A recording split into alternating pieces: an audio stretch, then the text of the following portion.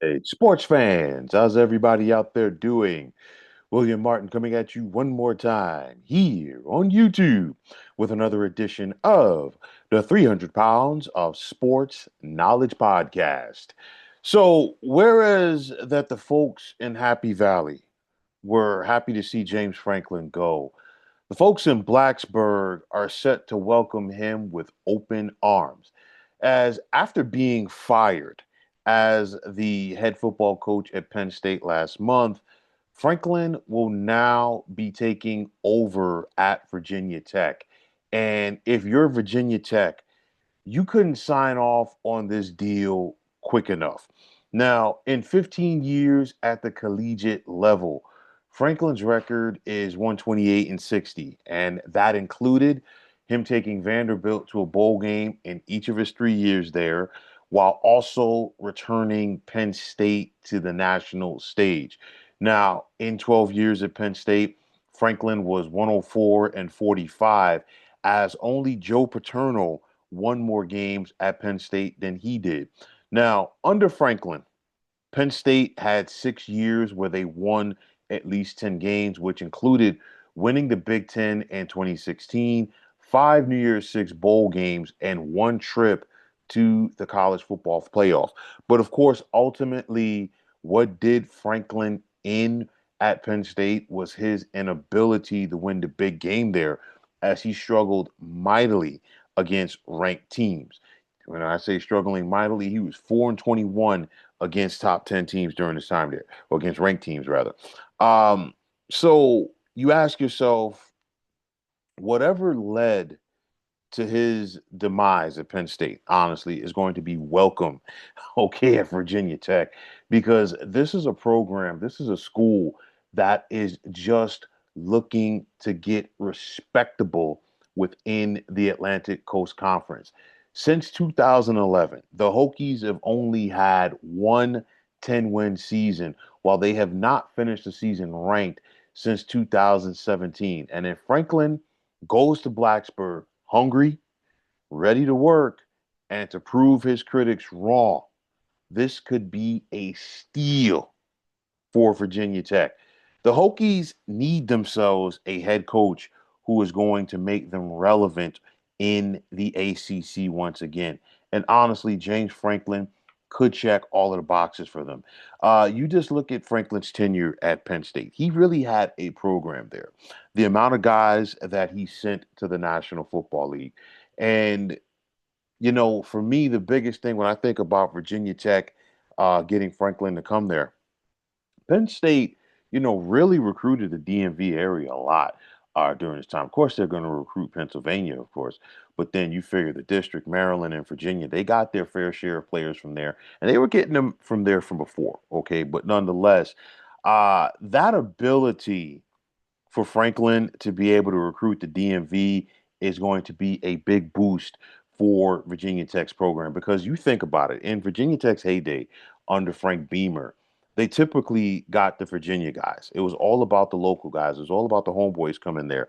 Now you're going to have somebody who's going to be able to recruit those kids and some other kids outside of the state of Virginia to come play in Blacksburg. So it's one of those where I think this is a huge boost for Virginia Tech. You have to ask yourself in this era of the transfer portal, how many kids that were at Penn State is James Franklin going to bring with him? How many high school kids that James Franklin was in the process of recruiting are going to come to Blacksburg with him as well? You look at it, like I said, this is a big chance for James Franklin to succeed because guess what? The ACC is a much more winnable league for him than the Big Ten was. The Big Ten was very top heavy, and of course, for so many years in the Big Ten East, the thing that always did James Franklin in was the fact that he couldn't consistently beat Michigan or Ohio State. Matter of fact, as the Penn State head coach, James Franklin only beat Ohio State one time. So now you're not going to have to worry about that, okay, going to the Atlantic Coast Conference. Yes, the ACC is still a good football league, but it is not top heavy like the Big Ten is. So you look at it, and it's one of those where the end was not well for James Franklin. He started off another strong season, winning their first three games this year, but of course, the loss to Oregon at home in the fourth game, and of course, we heard the Fire Franklin chant, and then that was followed up by Penn State going west and losing to a previously winless UCLA team, and of course, after that, the loss at home to Northwestern, along with losing quarterback Drew Haller for the year, and that had basically been enough. And this is in spite of the fact that we just saw Penn State win a school record 13 games last year, get to the semis of the college football playoff. But again, when it was all said and done, it was just James Franklin's inability to win the big game there. But I think even though, there are some folks that are probably more than happy to see James Franklin, Penn State move on from James Franklin, I don't think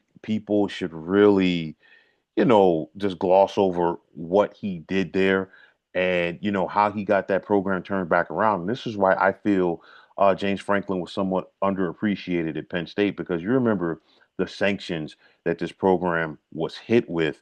And he got them back on track. Okay. And he got them back on track ahead of schedule. Things really came together in the perfect storm, if you will, in 2016 for them to win the Big Ten. And they, for the most part, stayed in that conversation. James Franklin, for the most part, had a top 10, had a top 15 program at Penn State every single year. But like I said, his inability to win the big game was what did him in. I guarantee you this: if James Franklin goes 10-2 at Virginia Tech once every 2 or 3 years, maybe even 3 to 5 years, they're gonna love him like I don't know what they're. Okay, so and I think James Franklin, if everything works out, he's gonna win a lot more than that. He's a good recruiter, he's a solid motivator, and if you give him time to build his program, he'll get it done. Remember, he won at Vanderbilt. Okay, so that's what showed everybody on the college football scene that this guy could get it done.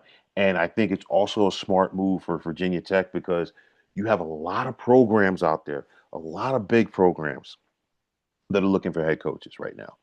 And now you got your guy, okay, and it's not even Thanksgiving. You let these other programs duke it out, and you're going to have an opportunity to go forward with James Franklin as your new guy. Make no mistake about it. James Franklin is going to be the best head coach that Virginia Tech has had since Frank Beamer. They tried to replicate it with Justin Fuente. He had some initial success there before it fizzled out, and then the guy that James Franklin is basically replacing is his former defensive coordinator at Penn State and Brent Pry. So, some people are saying maybe he should bring Pry back as his defensive coordinator now. We don't know. But nonetheless, James Franklin is going to assemble his staff. He's going to get this thing turned around because we're talking about a Hokies team. They're 3-7 so far this season. They went 6-7 last year, and they basically hovered around 500 or been under 500 for the most part, and they have not been thought of as a contender in the Atlantic Coast Conference. That changes now. We've seen and heard about the administration at Virginia Tech and their recommitment to the football program, the money that they're putting into it, the NILs, the whole kit and caboodle. And I think it starts right now with getting yourself a quality coach like a James Franklin. I know that someday some people are going to laugh at this, and some people are going to say, some people have their feelings about James Franklin because of his record against teams that are ranked. I totally get it, but nonetheless, this is a guy who's going to turn this program around. This is a guy who is going to win, just maybe not win the big games, but again, Virginia Tech will be more than happy to be 9-3, 10-2, be in that discussion to win the ACC and possibly get to the college football playoff. So it's one of those where, you know what? I think this is a perfect fit for James Franklin. There's not going to be the pressure there in Blacksburg like it was in Happy Valley. Two different programs, two different sets of expectations, and I think Franklin, I think it's going to work out for him because I think he wants to go out there and prove his detractors wrong. And at the end of the day, the guy coaches. He can coach. He can get it done.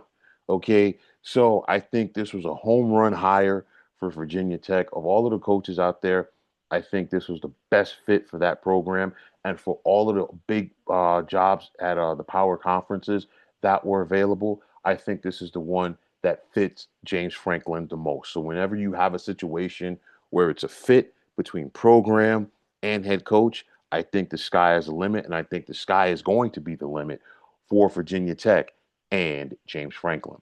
But folks, that is going to wrap it up. And as always, I want to take this time out to thank each and every one of you for checking out the 300 Pounds of Sports Knowledge Program podcast, here on YouTube. And as always, if you like what you heard and saw in this podcast, you know what to do. Just hit that like button as well as subscribing to this channel. And like I always say, it's greatly appreciated. Also, if you are on the X, formerly known as Twitter, you can check me out anytime at 300 Pounds of Sports. And like I always say, if you give me that follow, it'll be my pleasure to do the same in return. And that also goes for Instagram, where you can check me out at 300 Pounds of Sports Knowledge. Also, if you are on Facebook, definitely check out the Sports Depot 365. And as far as I'm concerned, one of the better sports groups going on social media. But until next time, fine folks, my name is William Martin, and I am signing off. And I'm saying thanks once again for checking out the 300 Pounds of Sports Knowledge podcast here on YouTube. Be well, everybody.